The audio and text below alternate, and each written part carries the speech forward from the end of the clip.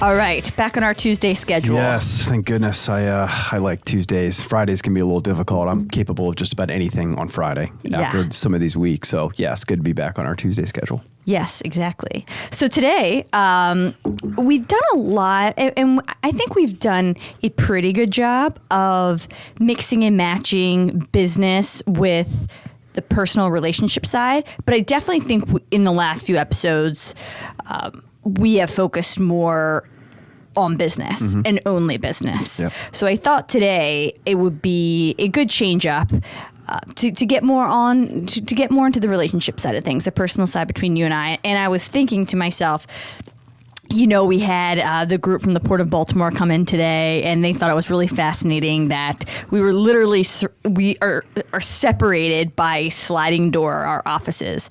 And he said, you aren't kidding when you're together 24/7. He was like, that was actually the downfall of my marriage when I started spending too much time with my wife. And I was laughing to myself, but that's the response we get most of the time. It's like super unique. We literally are together 24/7. Yeah. Literally work, play, everything. And you know, both of us, or I'll speak for myself, coming from some long-term relationships, but none that were particularly successful, to going to one that was I'm with the person 24 hours a day, and it is wildly successful. So just the polar opposite of anything I've experienced in the past. And I think we've both talked about the point in time where we met. Both you and I were okay with the thought of being single the rest of our lives. You had been in a former marriage, and of course had the beautiful girls, and that didn't work out. And then for me, I was just okay with not getting married. I was when we had met, I was just so business oriented. And I think a lot of women could probably relate to this, that are entrepreneurs or very business focused. It's like you almost feel like you have to choose, and maybe not just females, but that's what I did. Like, I'm in my 20s or early 30s, and to be the career woman I want to be, it's like, this is it. It's work, and I don't have time for a relationship, and I could never even imagine how the two would be not only synergistic, but help one another. And that's exactly what we found. So that was a lot to say. I would love to get into that a little bit, of how we went from neither of us having particularly successful relationships to all of a sudden finding one that worked when we weren't looking for it. And what are the few things that inside a relationship that you can really contribute to what we would call it being a success. Yeah, I think it's interesting because back to your point you just made about being in your 20s, and this is business time, right? It's this or that. And we've talked about the sacrifices, right? One of the questions was, what do you need to be aware of, or what do you have to be more sensitive to? And it's sacrifices. Like, you have to be aware of the sacrifices. And you were just of the mindset, well, relationships will get sacrificed in this particular moment. And even to the point where your aspirations around a relationship was just put aside as well. And, having gone through, a similar experience, and just being at a particular point, with daughters that were still quite young, and I wanted to be able to give them as much attention as humanly possible while still working, right? I mean, these are two very large bandwidth items, and it was just the same thought as well, that there just won't be enough time for that. And because, the few dates or whatever I even had along the way, it was clear that I was not going to be available, that I was going to go back to the girls and the business, and there just wasn't going to be room for someone that wasn't in the exact space that you ultimately, found your way into, or we found each other's into that space of each other's. But yeah, I was just like, okay, this is just going to be the way it is for a while. And that's okay. You go through, there's these evolutionary periods of your life where you just get into a groove. And if that's, and that was something that I was just okay. I was having a great time, and making sure the girls were in a good spot after, some really rough transitional years. And I loved what I was doing work-wise. And if that was 98% of the bandwidth, then that was okay. I was really happy with those. And if the relationship piece was going to get sacrificed, that was okay. Like, I was just fine. I didn't have any issues with that. Yeah, me too. And at that time, I also, and I've told you this before, I know there are a lot of females that grow up thinking about their wedding and what they want in partners, and I never did. So it wasn't this fairy tale I had in my head that I would be super bummed if it didn't come to fruition. Like, we all have these things we want, whether it's marriage or kids growing up, and neither of them, they would have been great, but I was almost indifferent. Mm-hmm. So I didn't have that ever, like that being a real ambition or desire of mine. And then, like I said, I was so into business and getting my business off the ground. I'm like, I was happy and I was excited. And, when it's early on, you're inspired. So I was like, this is great. And then I was always super independent. So it wasn't anything abnormal for me. Like, I was used to doing things alone. I was traveling the country playing soccer alone. I was doing that. So it was very familiar, and I didn't feel the need to change.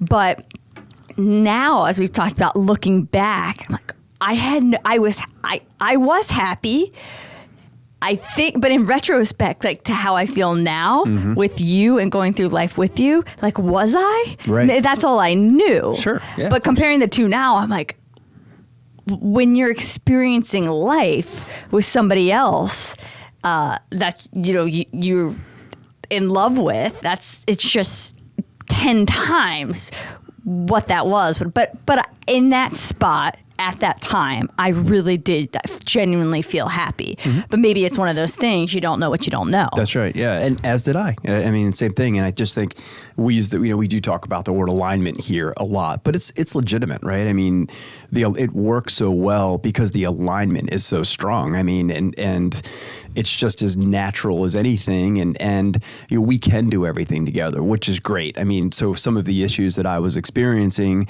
with a date or two or three along the way, that wasn't possible, right? That other person or whoever that would be had another job, so on and so forth. And then, I would just be absent because that's what my daughters and the job demanded at that particular time. So therefore it was never going to work, where that's not, right? I mean, we sit across from each other. We're generally working at the same time. You're my companion on Southwest Airlines, like literally my companion. Mm-hmm. So it works. It's so much easier that way. And then it's nice that we're so deep into each other's day and lives all the time, right? Because other relationships, you end up scratching the surface, right? When you see someone for the time or you handle the current events part, right? And then there may not be enough time to get into anything of depth, where we're so deep all the time that there's no catching up. I mean, I can pick up on a conversation that you're having, or I know about a work event, whether it's a customer challenge or a new customer, some good, some not as good. And like, I already know the backstory. It's not like there's this whole explanation that has to take place to get me up to speed, if you will. I'm right in, and then you're exactly in the same spot when I need help or I need a sounding board, or can even interject and say, hey, I'm not sure if you thought of this, or I'm not sure if you knew this, but, and it's about as good as it gets. I mean, it's like just having someone there, that has your blind spot all the time, as leaned in as we are. It's nice to have somebody and you're, keeping an eye on your blind spot constantly. Yeah, and I think the difference with a lot of people is this is a unique partnership, and it wouldn't work for a lot of people, and it wouldn't be desirable for a lot of people. In under our circumstances, it's the only thing that actually would work. So in my other relationships, the difference was, so I knew when I didn't want to be with that person all the time. Well, that's probably a telltale, but when I felt like my personal and work life had to be separate, that's just not a feasible thing. So then if you're putting your time in the work bucket, the personal bucket is being sacrificed, and ultimately that doesn't work. So for us, because we spend so many hours in our businesses and building our businesses, that another arrangement really wouldn't work.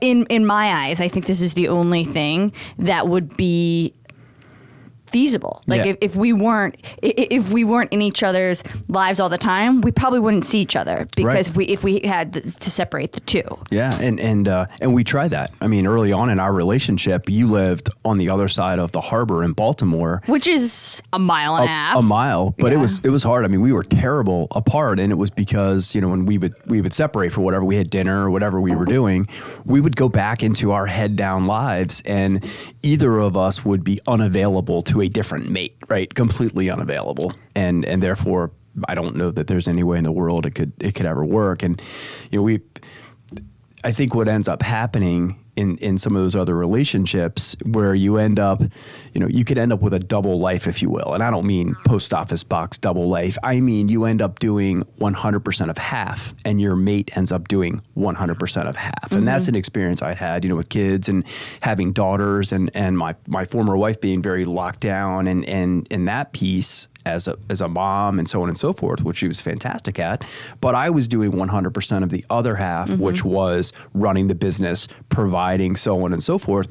And if you're not, versus doing half of the whole, right? I mean, our relationship now is we're both doing half of the whole, which has a very different look than someone doing 100% of half. And that's one of the things that I noticed quickly and early, was that, I mean, it took me a while to get my brain around that 100% of the half piece, which probably contributed to, you know, the relationship not working out.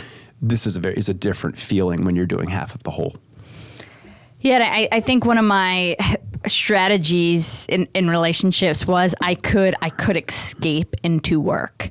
So it's just if I wanted to get away, or I didn't want to face something, whatever it was, or maybe I just wasn't happy, it was like a nice way to just escape into work. And so it was a really different feeling. And you were good in the beginning of almost forcing me to be like, hey, we don't have to separate the two. Like, you can come over and we can work on our computers together. Remember, that was like foreign to me. I did. It's like, what? I followed you to the coffee shop one day. Remember? Yeah. You're like, I remember. You're like, I'll just come and do work. And I was like, no, I really have to get this done. I'm going to be distracted. You're like, no, I'm going to sit there and do work too. And I know this sounds so stupid saying it out loud, but I'm like, we can't do work together. We're just going to be talking the whole time, and I'm not going to get anything done. And you were very good at forcing, almost like, no, we can sit in the same space, and we can work, and we can be productive, and then we can go to dinner after. Like, we can do both. And that was what I needed. And then all of a sudden I was like, well, I'm not escaping into work. We're working together and next to each other, and wow, I'm still being productive. Like, yeah. And that's where I started to figure out, like, this is a person I could, this could potentially work with. Like, I just never saw those two separate parts of my life being able to just be interwoven. Yeah. Well, look, and you did a great job too as it relates to setting up a business that could be remote. I mean, the demands of our automation business in the last few years with travel. I think I was on, 88 airplanes last year or something like that. Being in the field, turning wrenches, and it's nice for you to have, you know, a business where you do have the flexibility to be super productive in the air, on the ground, and to be able to, you know, not have me, you know, go away for 5 days or something like that, or 3 days or whatever it is. And you have the ability, because you built your business that way and you've got great people and great support, to be able to take that time, which has been huge and awesome as well, which just contributes to us being together around, like, even when one travels for business, the other one is there too, which is really cool. Yeah, actually, in the beginning, and we had talked about that in the first few years, you were traveling so much, and we wouldn't have seen each other a lot. And that was when you start a business, you have all these ideas in your head of what it's going to look like. And I always say the one non-negotiable that I actually stuck to was being able to run my business from anywhere, like at all times. And that is what allowed us to travel together, which is awesome, because when you travel together, even though you're working, it just being in a different place, in different culture with different people, it keeps the relationship vibrant and refreshed. And that was such a great part. Like those first 2 or 3 years when we were just traveling the country together, working. Yep. And again, that was just such a different experience. Like, who does this? Who gets to travel the country with their wife or their husband and work and be super productive, but experience all these new things? And that was a really just a cool part of our life when we were still getting to know each other. Yeah.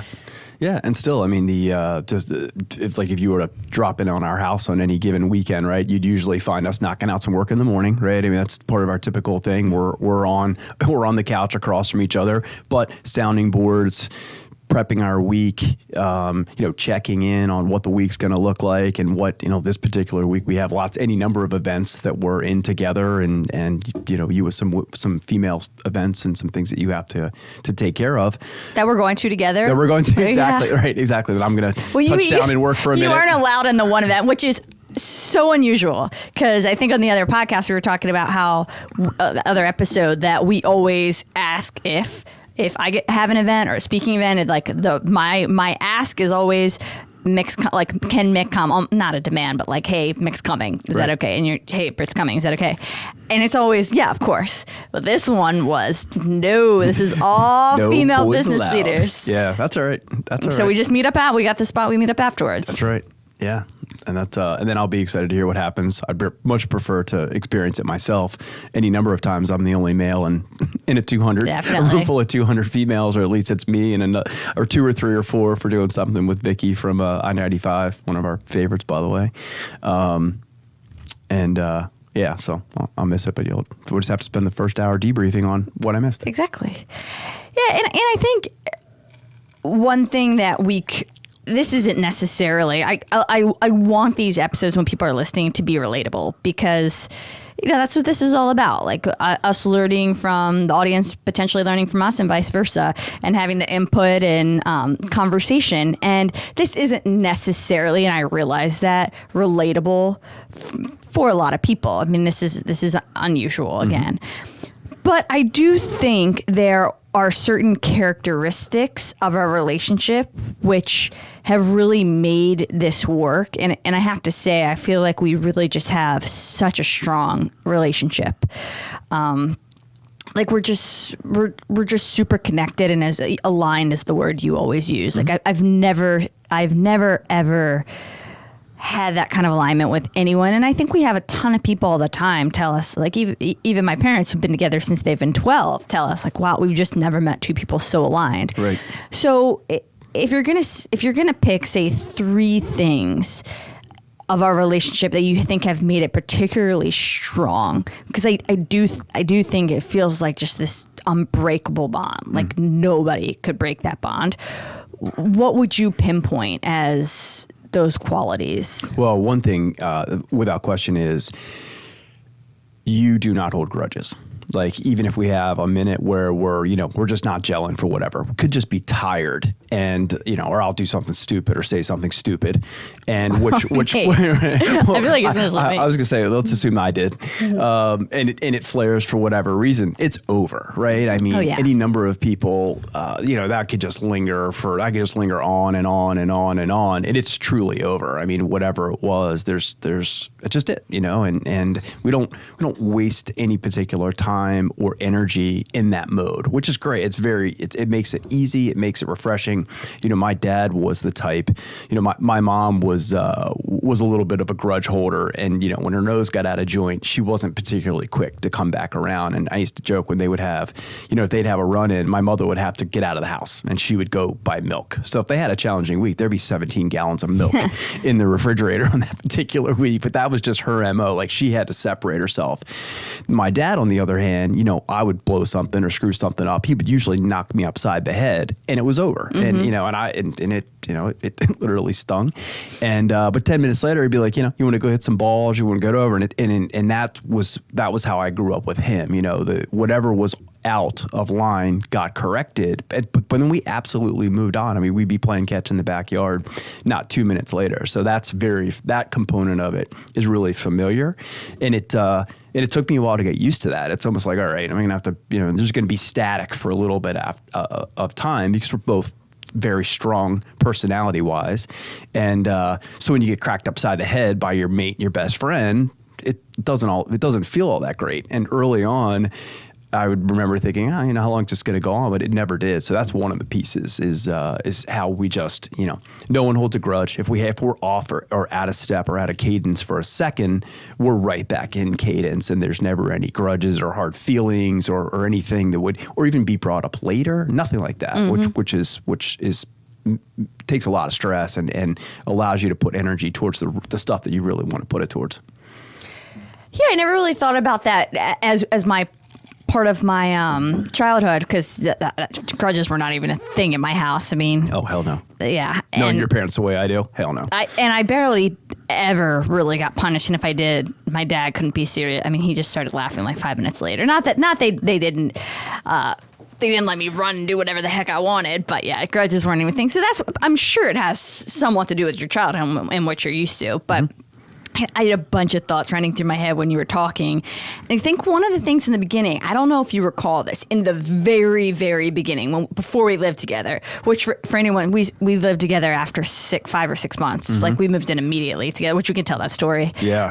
Thank goodness we wouldn't be sitting here. But again, we had to. We were so bad apart, we would not be sitting here. Yeah, absolutely. We'll tell that story next. Yep. But... So this was probably 2, 3, 4 months in, but at that point we were still pretty much inseparable, very early on. But when we would have, and it wasn't disagreements, we just didn't know each other, and we were trying to figure each other out. Like I would say, I just need some time to think about it, and I would go for hours and we didn't live together, so you couldn't force me to see. Right. And I would just go for hours, and you couldn't stand it. You're like, no, let's just talk about it now. And I'm like, no, I like to think on things before I speak. But really, it was again me doing what I knew, which was like, I can just escape from this and like go and do my own thing like I've always done in the very beginning. Now it's the exact opposite. Like we're always talking about everything real time. Like, could you imagine if I was like, babe, I need an hour to think about, like, that just doesn't happen anymore. Yeah, exactly. And where would you go? Yeah. We do have a couple of floors. You could certainly seek out another floor, but that would be really really counterproductive. The other thing that was struggled to early is you had a tendency to be very late. And we talked about this one. I have such an addiction to time. And that was something, talk about your childhood. We can go into that. But late... There is, so I was never late for like professional work stuff. It was if we had social things. One thing I think that's important, because a lot of people say not keeping, of course, everybody knows not keeping grudges is something that's going to be good for your relationship. But I think one thing that's really, really important is not holding grudges, and you sort of hit on it, but never holding something over your partner's head. Right. Like, and that is what a lot of partners do. They hold on to this one thing, and then when something pops up, they hold it over your head. Like that is the quickest way to dismantle a relationship. Yep. It's like you can I told you so's, that you cannot do. And that's a lot of you got to fight your ego sometimes, because like in your head you might be like, yeah, I told you that 50 times, but it's just not bringing that up, not the I told you so, it's not that I'm hanging this over your head, no, the grudges, like that whole piece of it is really important. Yep. Because that resentment will build up. And you could also say the same thing. I spoke at a family business panel a couple of years ago, and I remember one of the questions was, what would be your advice for family business? And this is the same thing, because you know each other so well, and it would be fight fair, right? Because as family members, just like a relationship, have such intimate details that you can really get after someone at a very deep level. And that was my suggestion to them, similar to what we're talking about now, is, fight fair, be careful, because you can really do some harm, even though that's your brother or your sister, and you probably get a little leeway. You've heard the term fight like family. Man, if you go in there in certain spots because you know that person so well, whether it's a relative or someone like us in a relationship, you can do some really irreparable damage if you're not careful, because you know each other so well. So that's the other piece of that too. Yeah, or just don't fight at all. Yeah. But I remember early on, and you've said this to me before, you were like, I can tell when you're talking to your sister versus your other employees. You're like, you're just more brutal and you're more blunt. I'm like, yeah, I got to catch myself, because and she hopefully in the beginning, I think it was just too much. but now she knows me. But yeah, I mean, I shouldn't, just because she was my sister, I shouldn't do that. But I do have a tendency to. Yeah. What else was I thinking about on this one?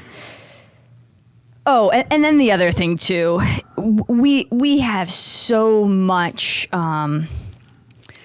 so limited time, so much pressure, so much stress that we simply holding grudges seems too hard, too much. And we don't even have the time or energy for it. So that helps. Like I think if you've got a lot of free time and potentially like the drama or need a little bit more chaos in your life or something, perhaps that's attractive. But I mean, I can't even imagine like a chaotic relationship. We spoke about this on the last one. I mean, it would be, we need that solid, steady ground to go back into our oasis, our safe haven, just with what we're dealing with every day with work. Yeah, that would be a lot. and it would certainly hasten the failure of a relationship like that. I guess, I don't know. I mean, and I imagine there's any number of people where they do have the ability to get away from work, right? That's not something that we really do. Or you go home to, let's say your wife works in another profession or doesn't at all, either way, or your husband.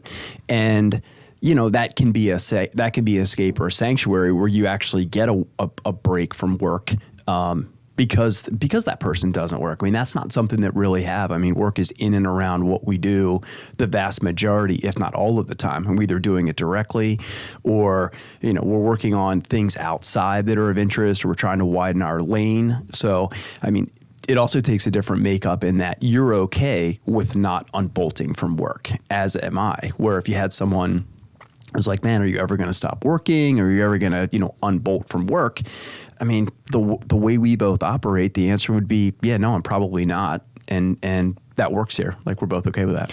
It's interesting because I've talked to a lot of business owners that they specifically sought that out. They wanted somebody that wasn't in the same line of work, that could get away. It's like, I work every day, all day. Like, I want to go home and get out of it and have an outlet. And so there are like some people that this just wouldn't work for at all. They want the yin and the yang feel, which were the yang and yang or yin and yang. Yeah, right. We always say like we are literally so similar. Yeah. Like we have very few yin and yang at any part of our relationship. Yeah, I think the other thing that works is there's a very high level of discipline too, which, things like that would drive me crazy. If you're very neat and your mate is sloppy, let's say, or something along those lines, or, you're, one of you sleeps in and one of you don't. And not say that's discipline or not discipline, but we had this cadence where it's like it's unspoken that in general, I wash the clothes or fold the clothes, right? In general, you handle the dishes or something like that. And, and it'd be in the morning and I'll be getting ready and I hear dishes clanking around like, oh, there she goes. I know the dishes are going to be clean when I come down. So we've also had this ability to just seek out particular jobs. I mean, when we started the mask business was pretty funny because we never had a conversation about division of responsibilities, if you will, but I just happened towards the ops piece automatically, and I was the one that placed the orders for the masks. You were running the social media side and sales and clearing credit cards, but I don't know that we ever had one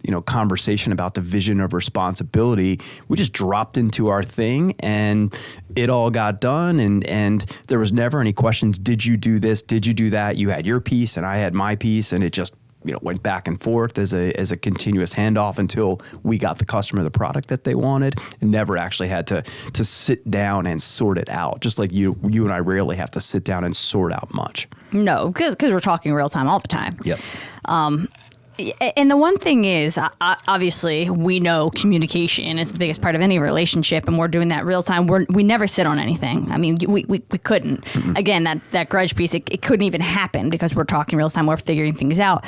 One thing I remember you teaching me really in the beginning was you would position things like, listen, it's my made up story, that instead of saying this is what it is, it'd be like, it's my made up story that you did this or that you're thinking this, and just wording it that way. Like you're saying, I'm not saying it's right. This is just how I'm feeling. And it may be a made up story in my head, would disarm me and allow me to be like, well, yeah, I'm feeling this way.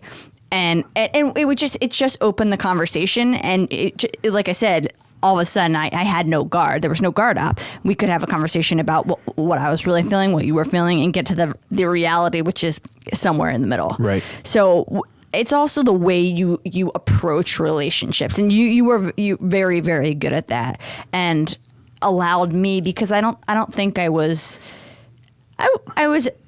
I don't know. I wouldn't have said I was particularly great at communicating in relationships prior, but you certainly made it easier to be able to do that. Yeah, I think if there's something that I learned along the way, that was the hard thing. I mean, it took me forever to mature, though. I have a few years on you, but so I wasn't always good at that. Actually, I was rather terrible at times. When I started to get a little bit better or mature in those particular parts was when the girls started to come along, and they were young girls. And when you run a business, you're a fixer, right? And you get called on a lot to fix. So you get in this habit of when someone asks you a question or someone's talking to you that they're looking for a fix. Because generally, if you're running a business and someone's in your doorway, they're coming by because they have a problem, they need support, they want to collaborate through something, whatever it might be. Well, it took me a long time to figure out that sometimes people just want you to listen. And especially my daughters were that way, where, I'm listening for cues on how I'm going to solve when they just wanted me to listen. And that took me forever to figure out. So if you're listening and you have daughters or females in your lives, you don't always have to solve. Sometimes you're just asked to listen. And that was something that helped a lot, I think, allowed us to have better, more productive conversations faster, because you didn't have to deal with my dumbass when I was figuring all of that out when I was younger and much less mature. Perhaps. Yeah, and also that's the truth. I mean, I'm accurate with what I'm telling you, I promise. And I do think by virtue of just running a business, you get better. You have to be successful, you have to have hard conversations all the time.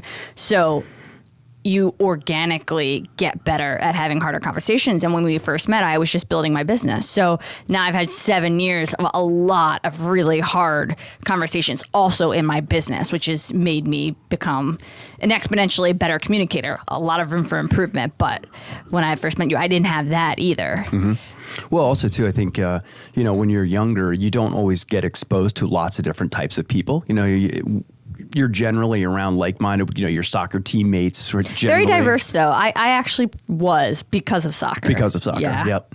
Yeah, and then once you start to expand, especially, again, if you're we have 40 hourly employees, right? So we have pretty heavy ops teams. We're not General Motors by any stretch. But as you start to, call on people, you're in the sales world, and you start to experience different personality types, and you see them over and over, you start to have a better understanding. At some point I'll tell the story about Hudson, and the dog whisperer. But just the idea that you start to see different types of people, and not that you would, prejudge or anything that looks like that, but you start to recognize a little bit faster or more accurately, even importantly, what those people are like, or their breed, if you will, and then you learn to have more effective conversations faster than you did when you didn't have that experience, or you hadn't had a wider vantage point or perspective for all the different types of people that are out there. And that was helpful too, and something, again, that I learned in a very painstaking way over a long period of time. I do think we have to double back on the story of when we moved in with each other, since it's something that I mentioned, and we've got to tell the story. Oh, yeah. So that particular day, we'd gone to at that point, you were packing bags. You were actually packing a suitcase when you'd come over. Yeah. And then, we're going to get ready the next day. This was a Sunday. We had gone to the Ravens game, and we were at dinner. We had a couple of cocktails because it was Raven Sunday, of course. And it was September 9th. I remember that. And it was the Buffalo game.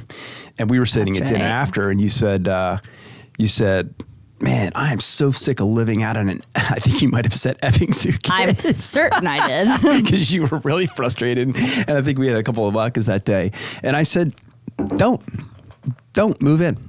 And you said, okay. And that was it. And then we just kept talking about something else. Yeah, and we kept talking. So the next day, you awake and you said, do you remember our conversation last night? Again, because I had 10 vodkas throughout the course of the day. And you said, do you remember our conversation last night? I said, the one about you moving in? You said, yeah. I said, yeah, of course I do. Like, yeah, what? Of course I did. How would I ever not remember that? But it wasn't, that was Monday. It wasn't that night that we got your stuff, but we got it Tuesday, and that was it. It's like, do you remember? Yeah. Do you? Yeah, of course. All right. and just grabbed all my shit, and I was in. That's right. And that was that. And that is just so typical. I mean, that if that isn't our relationship in a nutshell. Yeah, absolutely. Spontaneous, and if we haven't said that, we both have impulse control issues, and it took us a while to figure out that neither of us were actually controlling the other. Where I thought, oh, you know what, this must be okay because if this is stupid or impulsive, Britt's going to pull me back, and you were over there doing the same thing. So actually, nobody was watching the store at all as it relates to impulse control. We just get stronger in our dumbass conviction. That's right. Yeah, absolutely. We were just feeding off of each other. No one was actually was governing the situation. It's worked out. Yeah. So far, yeah, it hopefully continues. But so yeah, that about sums it up. I don't know without a bag. Move in. Okay. Okay. So I will add. So that we covered one large topic.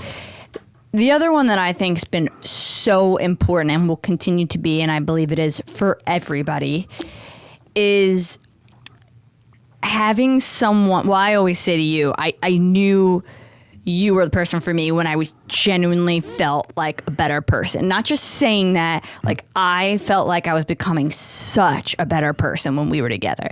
Like I think that's a really easy way to figure out if you're with the person you're supposed to be with. Like, are you getting better? Are you a better person when you're with them? Period. Right. Yeah. And it's a pretty easy answer for most people. And if the answer is no, you might have to think about it a second. Right. Yeah. But along with that, and these play off of each other, but is having someone that is genuinely like excited and supportive of you and your goals, because this is really foreign to us in our relationship, and we hit on this before, but if there's any jealousy that exists, which I really did experience in other relationships, that's really tough. Yeah. And I'm not sure if that will ultimately ever work. Right. So or competition, right? Which or then competition. To competition. I'm not saying, because we love to compete and have fun. Oh yeah. But it's stupid competition that doesn't really matter. I mean, at the end of the day, I know, like, as you always say, I'm your biggest fan. I'm yours. Like, we are on each other's team. Yep. And my win for you feels like your win and vice versa. And it's been like that from day one. Yes. And together, we are a very powerful team because we support each other so much. And we never have to question that. Nope. It's like, a lot of times, we don't even talk about it.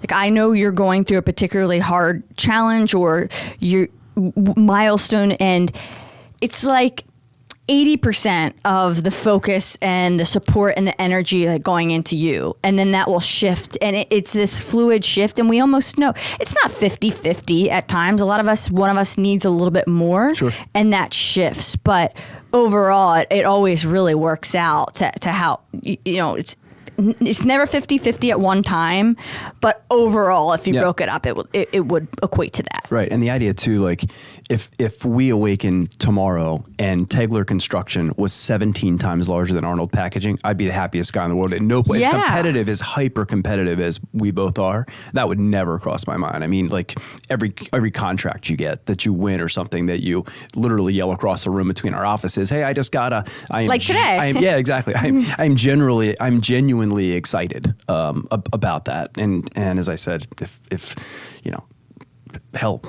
we folded Arnold tomorrow and I work for you, I'd be okay with that. We're not, but I'm just saying. No, and vice versa. That would be. Yeah, I always joke about it when I get frustrated. I know. Some days you just want to be responsible for you, but that's very few. And obviously for me personally, that's very, very few and far between. There were some years along the way in my late 20s when we were going through some crazy turmoil where, man, it pushed me right to the brink. I don't even know that I have any of those days in today's world. But that's also human. I mean, that's just being a human. But it's a lot. It's a lot easier when you have really good people. You're always going to have those days where, like, I just don't want any of it. I don't want to do any of it. And a lot of times it's when I'm tired. Yeah, exactly. But if you have good people, it's rare. It's rarely that. But those wins. And I think, as you put it really succinctly, in one of our other episodes, it's also probably easier because we are a part of the entire buildup, as you put it. So it's not like I'm coming in like, hey, babe, I got this contract. You saw me working through the quotes and negotiating it. Like you saw this 1 to 2 month buildup, going through like how I was going to negotiate it, what the market was. So you've been a part of that journey. So the win feels, actually, it's not me just being like, hey, here it is. Right. You know, so being a part of the full experience, I think also makes it maybe a little bit easier to be excited. Yeah, it would be because I do like talking about business so much. I a relationship where, let's just say, your spouse did something else. I mean, at some point you could be at risk of not wanting to tell that whole build-up story, right? And before you know it, you're not really sharing anything about your work world, which is still a lot of your life, right? I mean, people spend 40 hours a week at work, or 1,000 if it's you and me. It would be difficult if you love what you did to not go home to your significant other and share some of that stuff, right? Because after a while, the buildup is a little bit tiring, or it takes too long to backtrack on the contract started with negotiations and so on, right? And your partner's like, I don't really give a shit. Yeah. Ass just took an hour of my life of this story. Right. Like, or you just skip to the win. Got a contract today, great. Yeah. Or something along those lines. I also think everybody wants work to be exciting, and if you have a partner that is genuinely excited for you, it's going to make work a little bit more exciting for you. Like, wow, they're pumped up, I'm pumped up, and like that shared energy. Yeah. But a perfect example, tomorrow I'm having a conversation that could be moving forward one of our big growth strategies. And you're the first person I'm asking to be in that meeting. You don't work you're not Taylor Construction Supply, but I value your input, and you know more about our business that just as much as anybody. Yeah. So like you being a part of that conversation is so important. Like that I value that input so much. So that's just, I don't know. I just think that's so huge. And a lot of people, I'm sure, are thinking, there's got to be a little bit of jealousy or something. But there's just, no. It's truly not. Absolutely like not. At all. Yeah. And it's wonderful. I would be honest here too. Like I really would. I mean, totally. One thing of our viewership, I mean, if you haven't noticed so far, if you're new, we lay it out there. I mean, we don't, we're rather transparent, made up stories, unspoken truths, not fans of those. When we blow one, we'll spend a lot of time on these episodes telling you guys how ones we blew. We're not perfect by any means, but we're focusing on the 3 things that really work, or the 3 or 4 things. So, and I think too, one thing in the beginning that I realized, because there was none of that competition, even in the very, very beginning. And one of the things you really helped me, I was always very ambitious and thought big, but you always push me to think bigger. Like always, well, yeah, you can do that, or you can do this. Like you can do it in the US, or you could do it globally, like those kind of thoughts. And when somebody is making you think bigger, which you were always doing in every aspect of my life, I think right away I was like, oh, he really wants me to do well. Like he's here for it. So that was probably one of the earliest recognitions where I was like, yeah, he's on my team for sure. So, well, it's cool. It's almost as if you had, like you're talking about the growth thing we're going to work on tomorrow. It's nice to have an in-house consultant with that level of trust, where just the fact totally objective. Yeah, objective. And just the fact that your perspective is different makes it incredibly valuable, just because you are you and you see things the way you see them, which is just simply different than the way I see them. And we can both be guilty of being incredibly linned. And, the old story about not being able to see the forest for the trees. Like when you have a baby that is your business, this is my 30th year. I think I took over from 28th year, since my father's been dead for 28 years. So since I took over the business, man, when you're that leaned in and there are some parts of your, of your child called your business that could be pretty ugly. Mm-hmm. And it's nice to have someone in there to keep you grounded and say, especially on the personnel side, right? Where maybe I'm not giving someone the credit that they deserve, or I'm not approaching the relationship the way I should. It's nice to have you, for example, over my shoulder saying, have you considered, or did you think about, or whatever? And then I back up and go, oh gosh, yeah, wow, I didn't see that. The other day, I won't get into it, but you said, into detail, you said, is it just me or blah, blah? And I said, yeah, it's just you. Do you remember what I'm talking about? I don't. Yeah. I don't. Yeah. And it was about that. It was about not internal personnel, just somebody like a consultant you were working with and frustrated with. And Understand. I was like, it is you in this situation, if I'm being honest. Yeah. That was good. But I mean, that was incredibly productive, right? Because I'd have gone down some dumbass path on my own. And that's what I did for a really long time, right? When I was doing most of it by myself, I'd have gone some dumbass path and you just, knocked me right back over where I should have been. That resolved in a very, very big hurry, or there was nothing to resolve at all because I got in the right headspace and progressed accordingly because of it. And I think it's really important to say that I'll speak for myself. I'll probably speak for you too. I would drive most people insane. Yeah. Like my family would tell you, like, no offense, we didn't think that you. I mean, they say it all out. Because every time when you say no offense to start something off means I'm gonna prepare to be wildly offended. They're like, they tell you all the time, we just didn't think anybody would be able to put up her. They're just so OCD, hard driving. I mean, some of your friends kind of like, what did someone said to you, I'm glad you have a great relationship, but I couldn't handle that, or something like that. Yeah. I'm sure you get that a lot. Oh yeah. So I do think we probably drive a lot of people insane. Yeah. But like that OCD and how would you describe it? Like super. It's just demanding, incredibly high expectations, and. But I didn't think about it because that's how I am. Right. So that just worked. Like, it wasn't something that most people would find super annoying. Yep. Like for us, that's just. We expected the same of ourselves. Yep. So when you both show up that way, it's easy. It's much easier to do. But yeah, I would drive somebody insane. Like I said, you started the podcast by saying, we were both pretty convinced that we would just be alone for a while, and I absolutely was, because I knew I was going to be incredibly, incredibly difficult.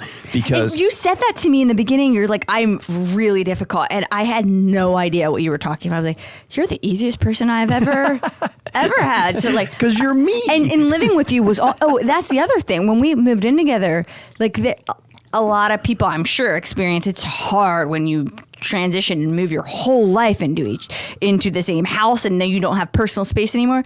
For us, it was the easiest thing I've ever done in my life. Like it was, and so I was thinking to myself, you are not difficult at all. Well, it was I think, but it was we were so bad at being apart. I mean, it was bad, because we'd go back to our stuff, right? Back to our head down. That was way more, the fact that we were just, we were starting the day in the same place. And when we came home, because we were very social. I mean, we were out a lot. Mm-hmm. And that's, a big part of how our relationship grew the way it did, because we were out experiencing things together. And it was just nice to, start the day together. And then when we did come back at that point, we weren't in the same building. You were over on Erdman Avenue. So we did separate to go to work during the day. Mm-hmm. But when we came back, we got ready at the same time. I would always check on the color you were wearing and have on something similar. Yeah, you heard it. But that was nice. Like that was just a total flip versus, waiting for you to come around from the Canton side, which could be brutal on certain days. So that was, I think that was part of just becoming immediately easier, was the fact that you were physically there. Yes. And one of the reasons I did point out the fact that everything we do is just so like disciplined and annoying to a lot of other people. I think another reason other than we're just both that way, it works, is because we do interject so much fun into our lives. Like, as hard as we work together and are working all the time, on the other side of the spectrum, we literally have that much fun together. Yeah, and true. I mean, we party. Like we go hard at both parts of our life. Oh, yeah. And I'm not really sure either of us know how to turn it on and off on different parts of our life. So it's just always on no matter what we're doing. But we like to have a lot of fun. Yeah. And that is what keeps us sane a lot of times, because we can do it together. Like I think we both need that outlet, and then we just do it together and just have the best time. So that really helps, I think, because if we were just, which we are working most of the time, but if we were just doing that at some point, I think the tension would be, it would have to be, right? Right. So high. Right. Well, imagine if one of us was a homebody, for example. That wouldn't work. No. Right. I mean, we're both rearing to go, and after a hard day and finally shutting down the laptop and on our way, or knocking out the last couple of emails in Uber on the way to ever it is. And a lot of times it's work related. We're meeting suppliers or customers, or we're going, like tomorrow, we'll all go to my event, then we'll meet up for dinner afterwards. Like everything's all related around something work, but we love it and we blow it out. And everybody that knows us knows this about, like, we're going to have fun. Right. Or like just a comment about I was talking to someone today, and they're watching, or, they're starting to catch up on the podcast. And the comment was, do you guys ever stop? Like, do you ever stop? And the short answer is no, not really. Not on stuff we love. My Oura ring would tell you, no, we need some more sleep. Yeah, I mean, 3 hours last night was not. Yeah, mine's a little angry at me too. So, but that's great. It's great to catch up on some of this stuff. I mean, I love reliving the early parts of our relationship. The story of how did we actually get here again? Like, how does this work the way it is? And everything we talked about is exactly why.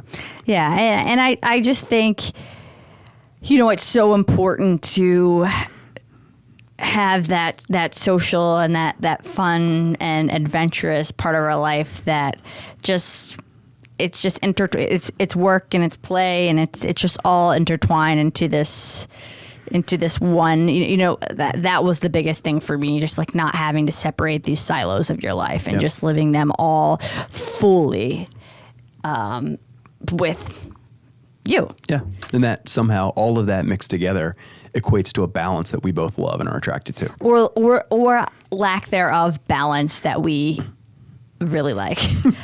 Because there's just like the balance in our life is so not there. Just running back. It's very off balance. From one side of the seesaw to the other. Is that what it looks like? That is a perfect way to put it. Yeah, you're making me tired. Yeah, I mean, the seesaw analogy is perfect. Yeah. Like, it's always on one side of the ground and the other one's up here. It's just never sitting, teetering nicely. Yeah, but net, like our relationship, it must ends up being somehow in that 50% mode. Yeah. All figured. So, enjoyable. Thank you. Whew. All right. Any lasting thoughts? No, I just can't wait to see what the next 20 years looks like. It's going to be a hell of a lot of fun.